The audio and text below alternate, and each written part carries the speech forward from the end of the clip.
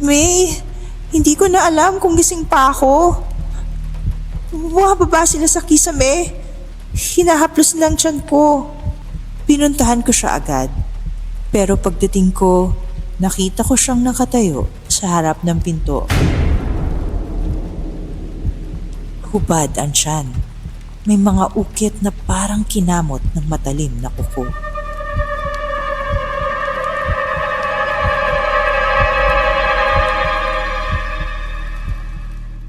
Maligayang pagdating sa Isip na Ligaw Horror, kung saan ang bawat liham ay isinusulat sa dilim.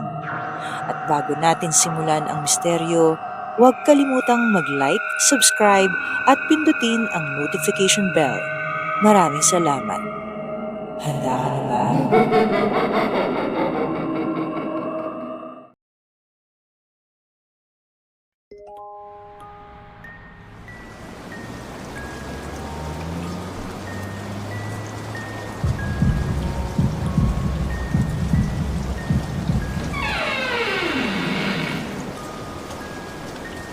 Magandang gabi po Miss Kate at sa inyong mga tagapakinig.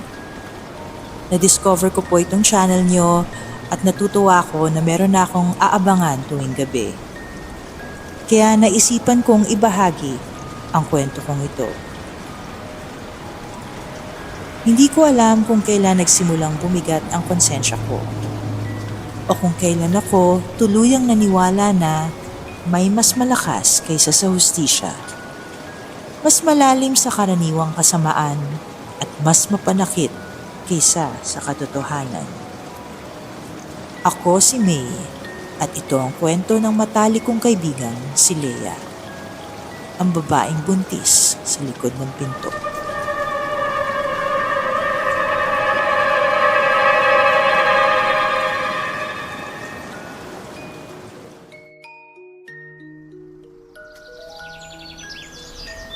Leia and I met 2018 sa isang call center sa Eastwood, night shift.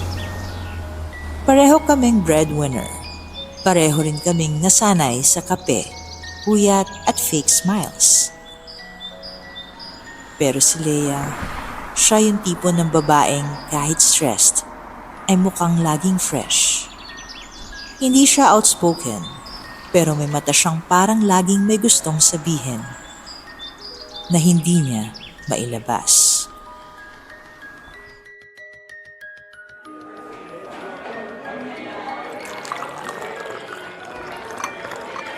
We got close fast, parang soul sisters. Hanggang isang gabi, umiyak siya sa pantry. May, buntis ako. Hindi ko alam kung kanino. Hindi ako agad nakasagot, pero hindi ko siya iniwan. Hindi ako ganun. Sinuportahan ko siya. Sinamahan ko pa siyang magpa-check up.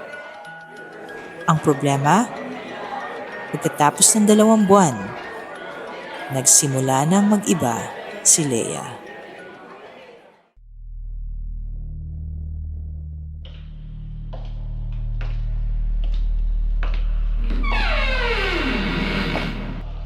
Nakarent si Leia na isang studio unit sa Cubao. Maliit lang, isa lang ang kwarto, pero malinis at maaliwalas. Kaya lang, may isang pintong laging nakaawang.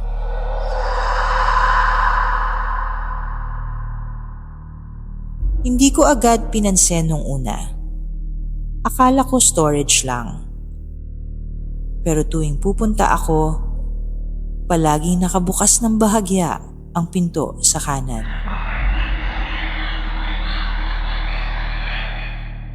Sa likod ng divider, tabi ng CR, parang walk-in closet, pero parang mas malalim. Isang beses, tinanong ko siya. Leia, ano meron sa likod niyan? Wala, storage lang. Huwag mong bubuksan, May. That's when I started to worry.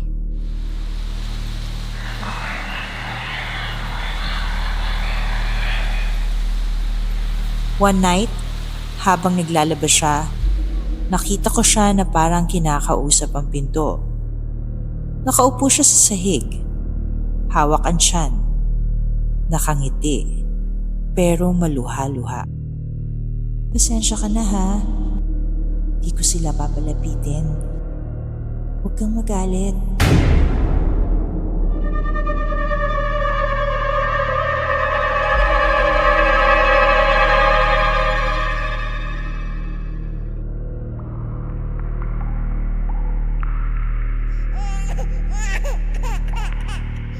Three months in, Leia looked like hell.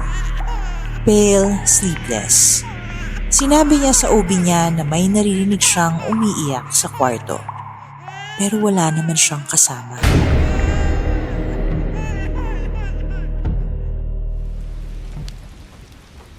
Isang umaga, may dugo sa sahig ng kwarto niya. Akala ko miscarriage. Pero sabi ng doktor, normal daw ang lagay niya. May, hindi ko na alam kung gising pa ako. Bumababa sila sa kisame. Hinahaplos lang tiyan ko. Pinuntahan ko siya agad. Pero pagdating ko, nakita ko siyang nakatayo sa harap ng pinto. Hubad ang tiyan. May mga ukit na parang kinamot ng matalim na kuko.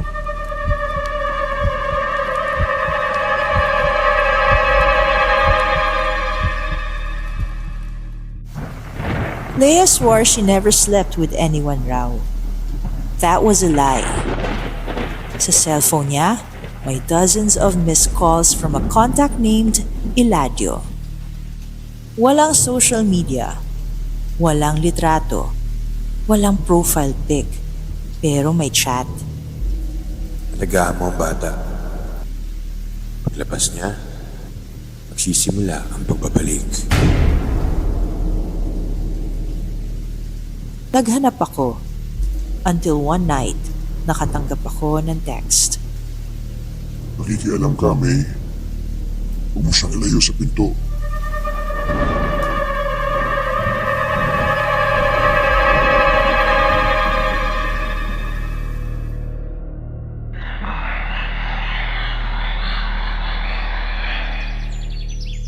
Naghinala ako.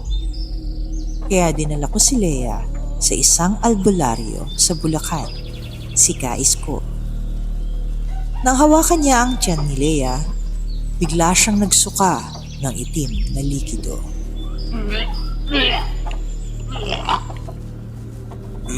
May sagol dyan, pero hindi sa mundong ito.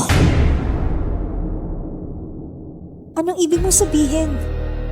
Pinaglisa kasamaan, binuhay ng galit. Hindi lalaki sa sinapupunan.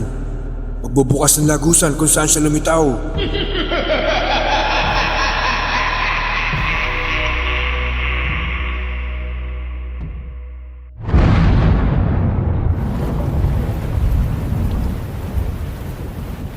Pagkagaling namin kay Kais ko, lalo lang lumala ang lagay ni Leia. Halos hindi na siya lumalabas ng kwarto. Hindi na rin siya pumapasok sa trabaho at ang pinto lagi na lang nakaawang. Isang beses pumunta ako sa unit niya. Tahimik, walang sumasagot sa tawag ko. Pero naroon ako. Alam kong andun siya. Dahan-dahan kong tinulak ang pinto.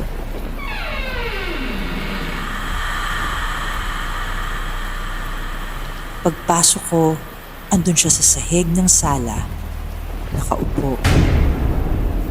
Hawak ang tiyan niya na parang may gumagalaw sa ilalim ng balat. Parang may maraming kamay na sumusubok lumabas. May, di ko na siya mapigilan. Hindi ito normal.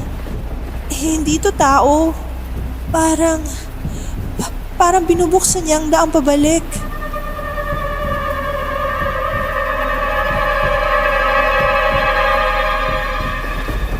Hinila ko siya. Gusto ko siyang isugod sa ospital. Pero Lumamig ang paligid. Biglang sumara lahat ng ilaw. Tanging ilaw lang galing sa ilalim ng pinto, doon sa likod ng divider.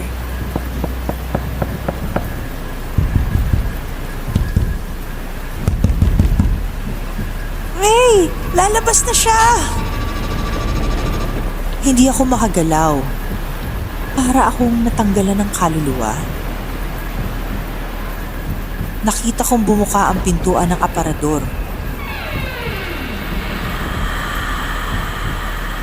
Pero parang hindi na yun aparador. Para siyang lagusan. Maitim, malalim.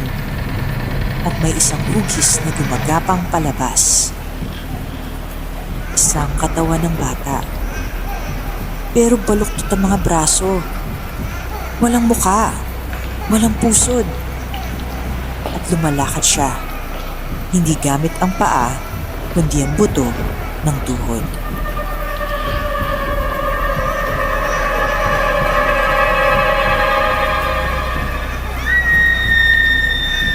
Napasigaw ako. Tumakbo ako palabas.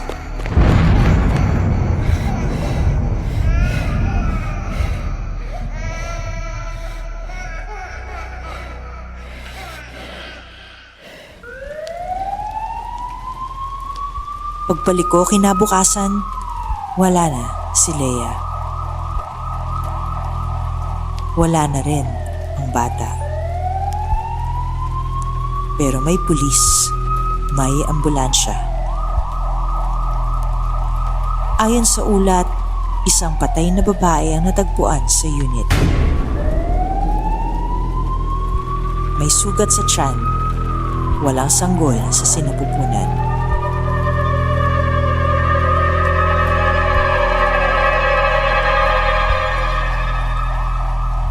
Pero sa kisame ng unit, may markang parang kamay ng sanggol, puro dugo.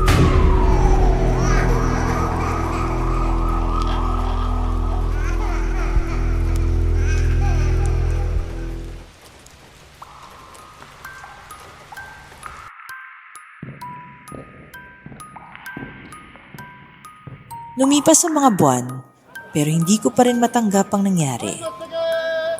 Hanggang sa isang araw, habang naglalakad ako sa Farmers, may batang babae na humawak sa kamay ko. Mga 6 na taong gulang, maputla pero pamilyar ang mata. Ate May, gusto mong bumalik sa unit? Nakaawang pa rin ang pinto. Nalaglag ang dala kong grocery. Hindi ko siya kilala.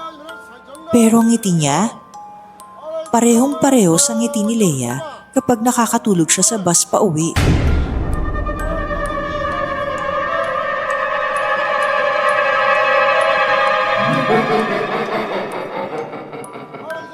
Paglingon ko, wala na ang bata.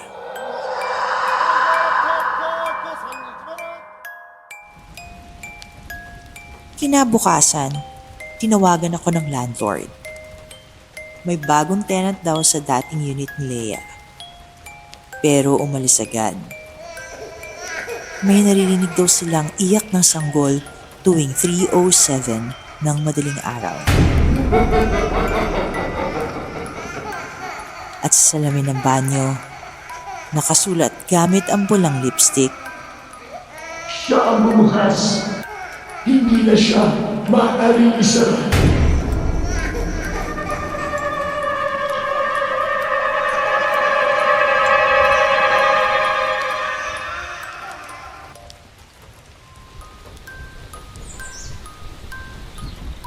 Ngayong taon, 6 na taon na mula nang pumanaw si Leia.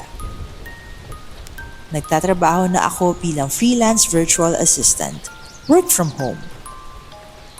Pero tuwing ika-6 ng buwan, dinadalaw ko siya sa puntod niya sa Pampanga. Bit-bit ang puting rosas at isang laruan na pangsanggol. May mga gabi pa rin na nananaginip ako ng pinto, nakabukas. At sa dilim ng kwarto, may mga mata na nakatingin.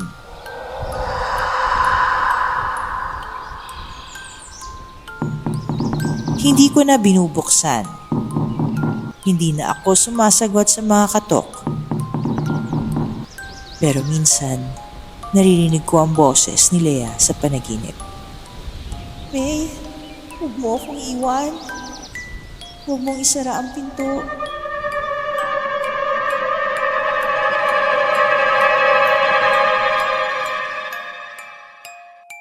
Kung may sarili ka ring kwento ng takot, kwentong hindi mo kayang ikwento sa iba, ipadala mo na sa isipnaligawhorror@gmail.com at baka kwento mo na ang susunod naming ilahat.